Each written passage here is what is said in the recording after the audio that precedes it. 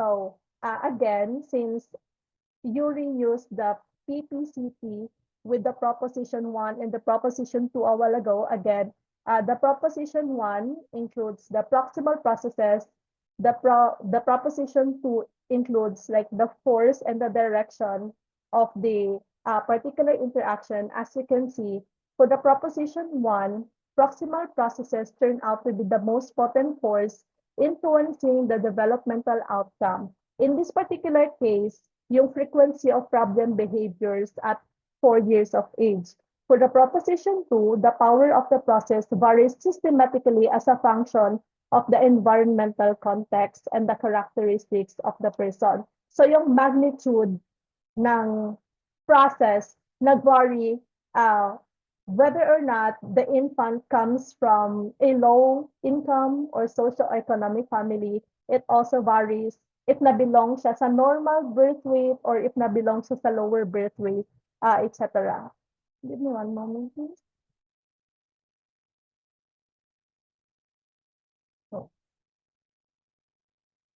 So for this particular study, Yuri was able to conclude na may dalawang developmental outcome.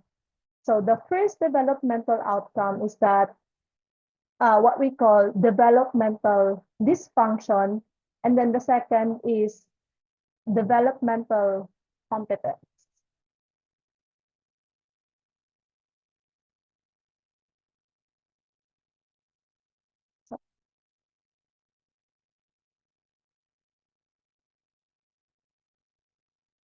So for this one, the process appears to have made its greatest impact on young children growing up in the most disadvantaged environment.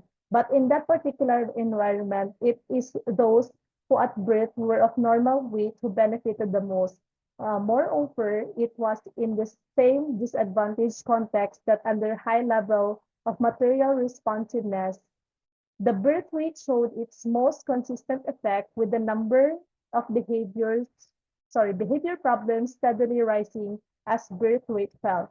Finally, across the board, material responsiveness had the general result of decreasing or buffering against environmental differences in development outcome.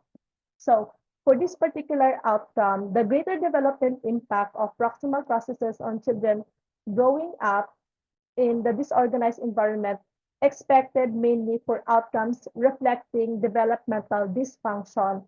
By contrast, for outcomes indicating developmental competence, proximal processes are posited as likely to have greater impact in more advantaged and stable environment.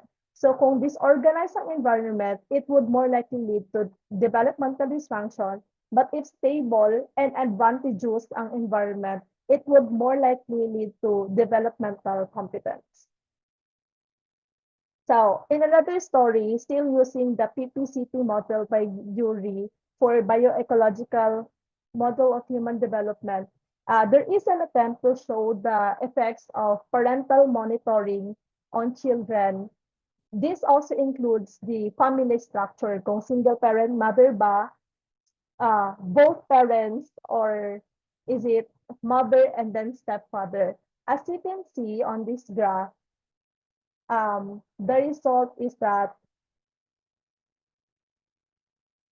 yung families with two biological parents in which yung mother had an educational background na below high school, mas mataas yung level ng competence nila. Moreover, yung developmental effect ng proximal processes on school grades, which is, by the way, their measure of competence, stronger daw siya for families living in more advantaged socioeconomic circumstances. So again, mas mataas yung GPA or grades, which they made equivalent to competence pag both parents. And if ang mother daw is may mataas na educational attainment beyond high school. So for this particular study, it posits the question, what is the extent of research design in meeting the defining properties of bioecological model. Since the author employed the discovery science, the research design helped reaffirm through scientific method the claim that human development is directly influenced by its biological and ecological factors. As you can see a while ago, citing Gillen's study about the child weight, we can see both the biological factor and also the environmental factor. And he tried to further explain that using research design. In that way, uh, he can say claim or test the claim na the biological as well as the ecological factors are the ones that directly influence human development. However, there is also a question regarding these particular studies that he has been citing kasi they are all about high schoolers, they're all about infants, but never na-touch yung idea about the gender. So the next question was, to what extent is the gender difference attributable to variations in proximal processes? Because yes, Yuri also recognized the idea na women or girls experience strictness of their mothers differently when it comes to grades compared to men with fathers or men with mothers. So for this particular question, Yuri also cited another study for this particular graph. You can, sorry, for this particular graph, you can see still the level of competence, yung average grade in high school subject, and then this time, gitest niya yung two groups, my group for boys and then my groups for men, in order for them to see kung attributable ba talaga yung gender when it comes to human development. And for this particular one, it is found that the family structure and the gender affect how strict the grade monitoring is. So, as you can see on the graph, it already has been proven na uh, magkaiba yung strictness when it comes to girls compared to boys. However, in order to cross-validate, there is a Wisconsin study that Yuri quoted that includes information on teenagers' sexual activity because they believe na for particular sexual activities, mas makita yung strictness ng parents, either mom or dad, to girls versus to their sons. So you can see here, there's percentage of sexually active, and then for the mother who completed high school only, and then for the mother that had some education beyond high school. The result for this one is that in step families in which the mother only has high school education, material monitoring of daughters is as high as those daughters na merong two sets of parents. Pero yung percentage of sexually active girls is even greater than for the single parent mothers at the same educational level.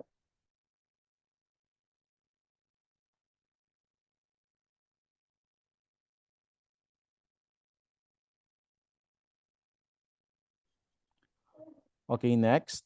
So there is also an extraneous factor that directly influences yung development ng isang tao. So the person characteristics. So most developmental research treats the cognitive and socio-emotional characteristic of the person as dependent variables. That is as measures of developmental outcomes. So may tatlong kinds of process relevant person characteristics. The first being, number one, yung forces. So itong forces, the ability and motivation in maintaining control over sa emotions and behavior such as curiosity, and initiative for developmentally generative, or violence and aggression for developmentally disruptive. So next. So therefore, the, the directive belief systems. So the nature of the third and final class of developmentally generative person characteristics reflects the increasing capacity and active propensity of children as they grow older to conceptualize their experience. Therefore, ang tao is able to self-actualize using both the objective and subjective elements that make up and reaffirm their belief system. Next. Next. So, these are person characteristics that in themselves involve no selective disposition to action, the resources. So, but constitute biopsychological liabilities and assets that influence the capacity of the organism to engage effectively in proximal processes. Example natin, there are conditions that limit or disrupt the functional integrity of the organism like genetic defects, low birth weight, yan, sa liabilities, physical handicaps, persistent illness, meron din tayong severe damage to brain function through accidents that constitute the liability. So by contrast naman, accidents that uh, of developmental assets take the form of the ability, knowledge, the skills, and the experience. Next.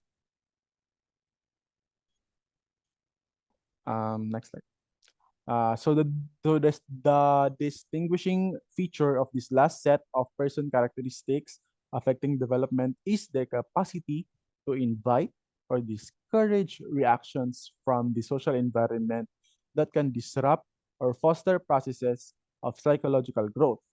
Ito yung demand. So for example, the study about the Great Depression.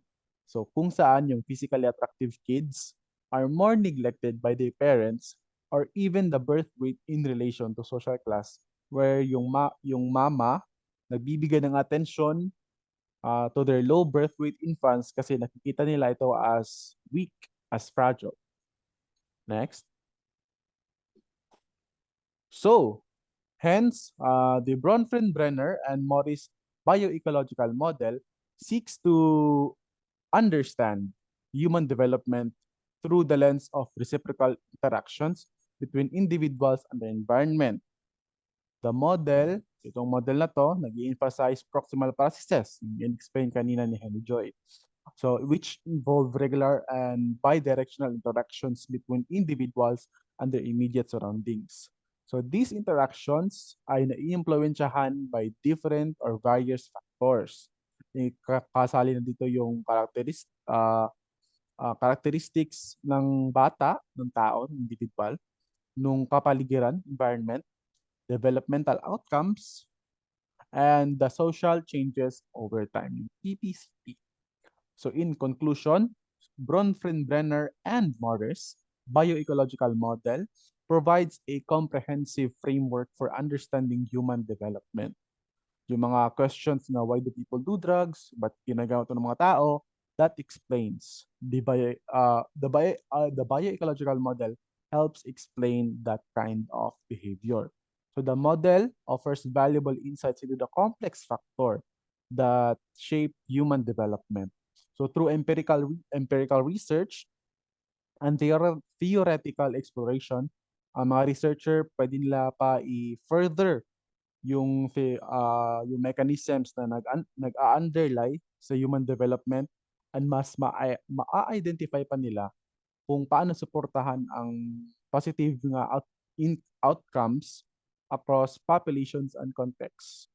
So lastly, the bioecological model gave the importance of considering both individual characteristics and environmental influences in promoting optimal development and well-being.